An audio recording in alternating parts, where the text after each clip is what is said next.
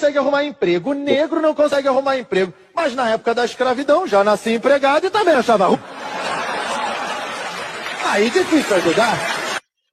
São piadas desse tipo, eu vou usar a nomenclatura como piadas, porque ele estava ali fazendo isso, desse tipo, seguidas de uma do tipo, eu não vou mais dar em cima de criança, de menininha, quando agora eu quiser abusar de uma criança, eu vou, é mais fácil em cima da sua filha, né? Ou você vai em cima da sua filha, porque aí o que mais pode acontecer? Ela contar pro seu pai.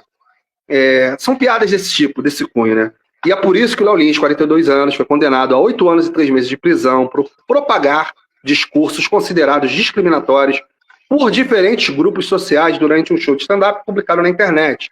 A decisão proferida pela Terceira Vara Criminal Federal de São Paulo também impõe ao comediante o pagamento e multa de indenização por danos morais coletivos. E ainda cabe recurso. E só um parêntese aqui, ficou fixado R$300 mil de multa. E só foi fixado esse valor, Vitor, está lá no despacho da juíza em questão, porque a defesa tinha deixado bem claro que o Léo Lins era um dos 3 mais comediantes assistidos no YouTube. Um dos 3 mais conhecidos, né? Um dos 3 mais que tinham visualizações no YouTube. E aí, ele informou uma renda, né, mensal média de 10 a 100 mil reais por mês. A partir disso que a juíza falou, então tá bom. Bom saber, é praticamente assim, em linhas gerais, né? No juridiquês tá bom. Então é por isso que fica fixado o valor de multa em R$300 mil, né? Sob essa justificativa ponderada pela própria defesa. Bom, já tem ali discurso de ódio contra portadores de HIV.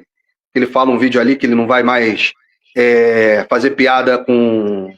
Não vai mais comer gordo ou gordos quando quiserem comer alguém.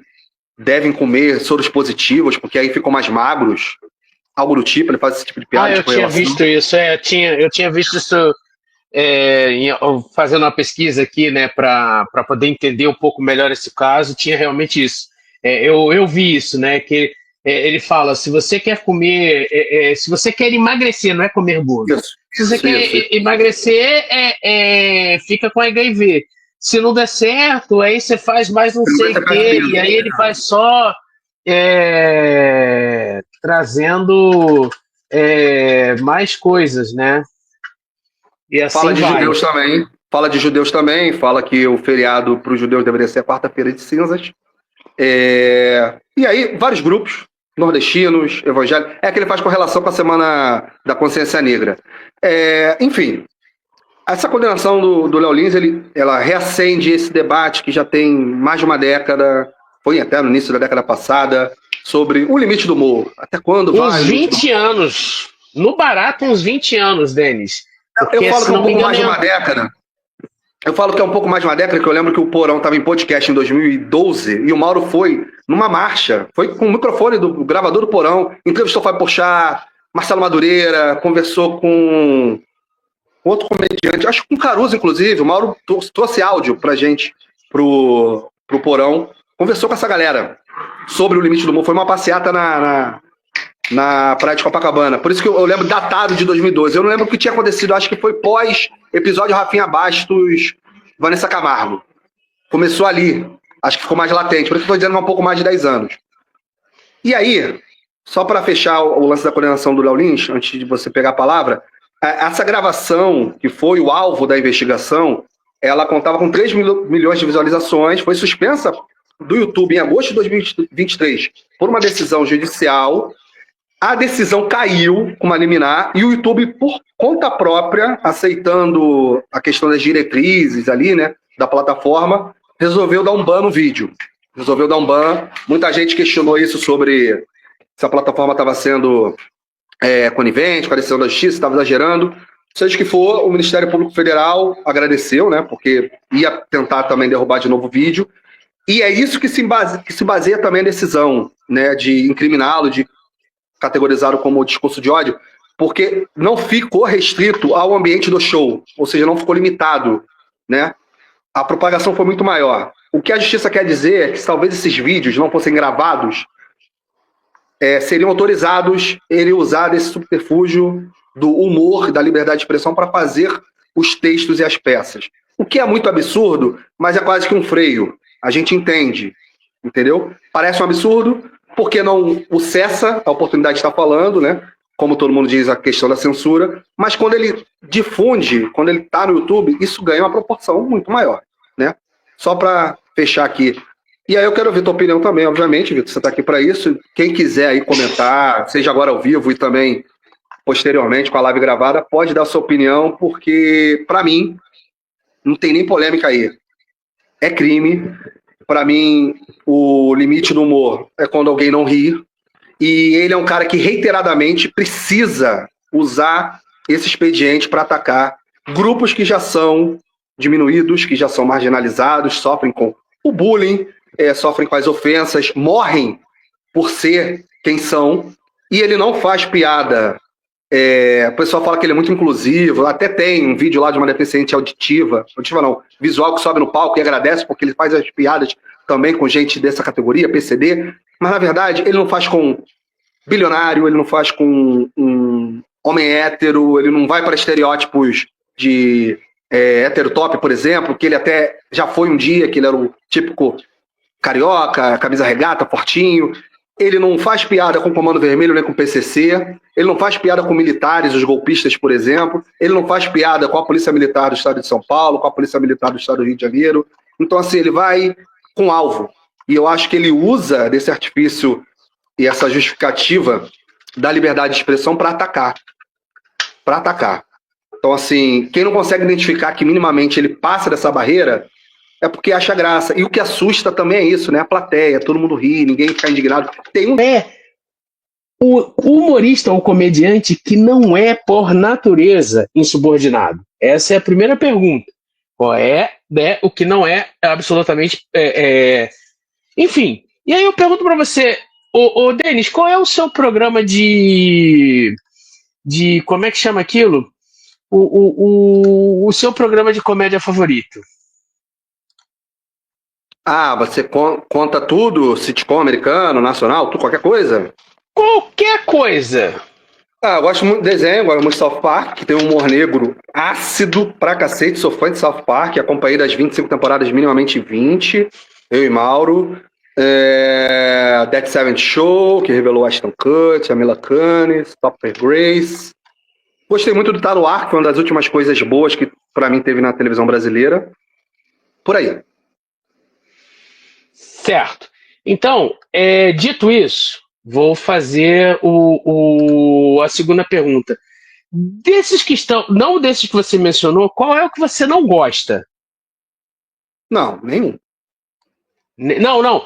Tirando os que você mencionou, entendi. Desses que... que eu não gosto, cara. Dos grandes. Que você não gosta, né? Não sei, talvez a Praça Nossa envelheceu mal. Tem muita piada pesada, assim, cunho sexual, que eu acho desproporcional. Mas você já gostou dela, pelo que eu tô entendendo. Eu já fui uma criança, um adolescente que só ria, por não entender tudo que estava sendo dito ali. E que, inclusive, você ria, e acho que eu também, justamente talvez porque você não entendesse, mas aquilo de alguma forma provocava uma graça em você. Né? O riso. E aí, por que eu tô falando isso? Porque, por exemplo, você citou aí o South Park. Eu gosto bastante do humor ácido. Aliás, eles também, assim como os Simpsons também, que aliás, né, estão aqui, os Simpsons estão aqui, fazem parte do meu porta-copos, dos Simpsons, enfim. Mas eles também, de vez em quando, têm os negócios que você fica ali super questionando, e não obstante, acho que a gente acaba rindo também. O que eu quero pontuar aqui, para um pouquinho além da questão, né, judicial em si, é falar sobre o humor propriamente dito. É por isso que eu comecei falando que ele é um transgressor. Porque todo humorista, fazer humor, na verdade, é algo que é inerente, é preciso transgredir. Aliás, o humor ele vai começar lá nos seus primórdios, né, muito depois da Divina Comédia de Dante, que é o primeiro texto humorístico que tem, né, que traz essa questão do humor. você vai encontrar, né, na evolução disso, você vai encontrar o bobo da corte, por exemplo, que era nada mais e nada menos do que alguém contratado, financiado, bancado pelo rei, para fazer graça do rei, para que o rei tivesse ideia daquelas pessoas, dos seus súditos que concordavam com aquelas coisas que, no fim das contas, estavam falando mal do rei, certo? Eu estou tentando construir aqui uma linha de raciocínio para poder entender onde o que eu penso dessa história, né? E voltando a dizer, todo humor ele é transgressor. Agora, tendo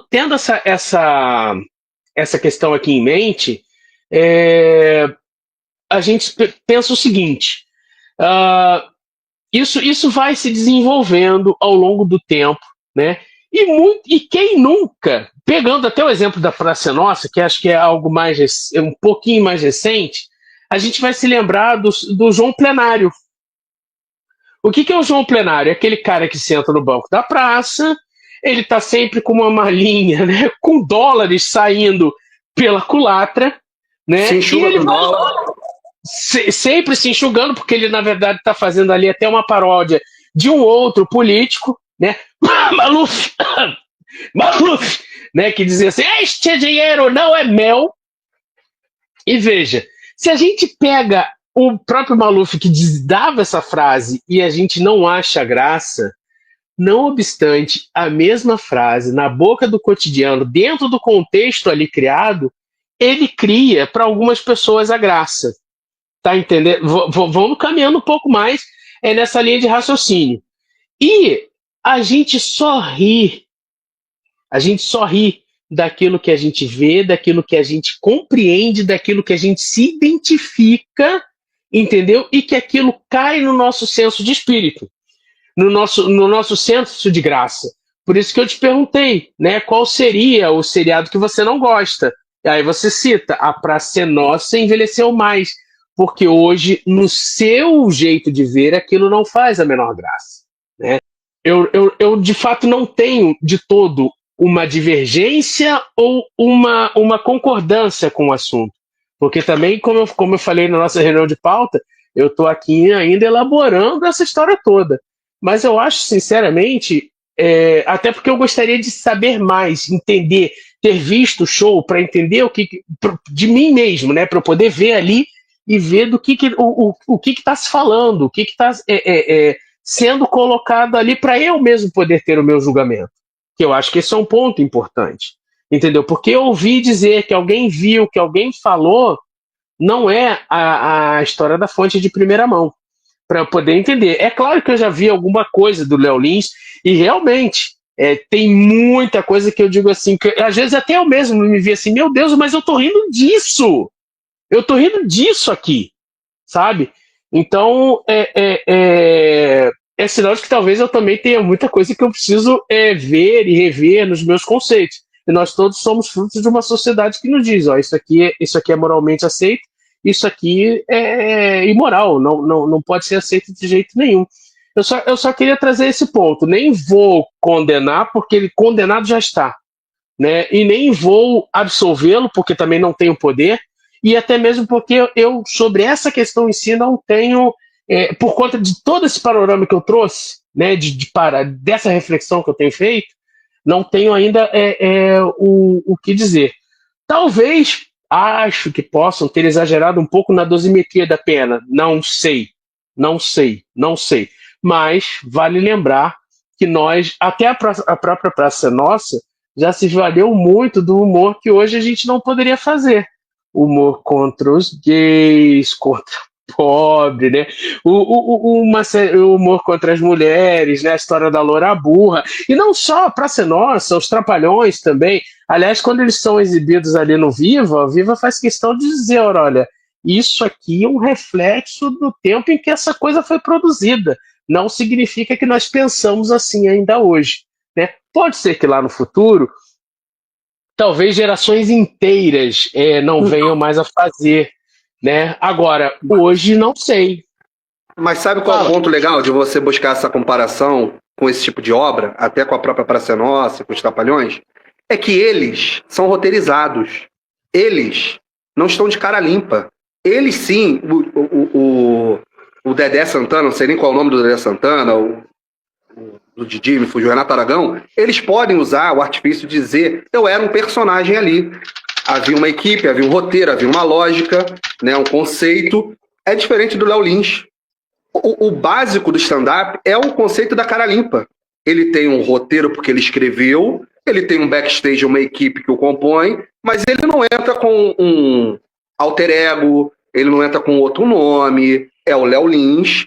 E na hora que a justiça vai atrás dele, ele quer usar que isso seja ficcional. Só que todo stand-up, quem já consumiu stand-up, gosta de stand-up, como até eu gosto, já gostei mais, sabe que ali o relato é sempre a estrutura do roteiro stand-up é eu odeio, eu adoro, eu não aguento. É tudo no pessoal, porque a pessoa leva para si o texto ali. Lógico, ele pode, na prática do dia a dia dele, não ser preconceituoso, não ser racista. Ele mesmo já falou disso. Ele falou, eu não saio na rua, eu paro do lado de um anão, e falo, tá esperando o seu carrinho de Hot Wheels. Ele fez essa piada para justificar, por exemplo, que ele não faz piadas na rua, no cotidiano. Beleza, que bom que ele não tem um processo pessoalmente por destratar alguém, por cometer ofensas, que bom. Só que aquele tipo de piada no palco reverbera, como você está falando dos 3 milhões, e serve de escudo para as pessoas continuarem pensando, estigmatizando e perpetuando preconceitos. Esse é o problema. Essa justificativa que aquilo é ficcional é errônea, é falso com ele, porque não para em pé. Se ele tivesse uma máscara, uma indumentária, fosse como o Tom Cavalcante, fizesse imitações, não sei o quê, ele ia ter essa justificativa. Mas não tem, é totalmente pessoal. Você falou em relação ao lance da dosometria, eu nem acho que ele vai cumprir esses 8 anos. Muito provavelmente, se for fixada essa pena em segunda instância, que pode cair, pode ser revisado também o tempo, ele não vai, porque ele é réu primário, ele tem dinheiro, vai ter advogados que vão amarrar isso. Minimamente, espera-se que ele pegue entre metade da pena para baixo, né? E a decisão reconhece a ocorrência dos crimes previstos nas leis de preconceito da raça, cor, etnia e religião, é o artigo 7.716, também tem 13.000 que é discriminação contra as pessoas com deficiência física. Lembrar que há quase 3 anos atrás ele foi desligado do programa de noite lá do Danilo Gentili, no SBT, por conta de uma piada que ele fez também no stand-up em relação a crianças com hidrocefalia. E aí atingiu diretamente um público que o SBT ajuda, né, na campanha do Teleton. Ele foi desligado por causa disso e voltou a fazer a piada no palco, né? Já não... Se ele, empregado do SBT, fez, ele não empregado, aí que ele falaria mesmo. E mesmo assim ele foi de novo pro programa, o Danilo Gentili levou, né? Um troço, um descalabro total.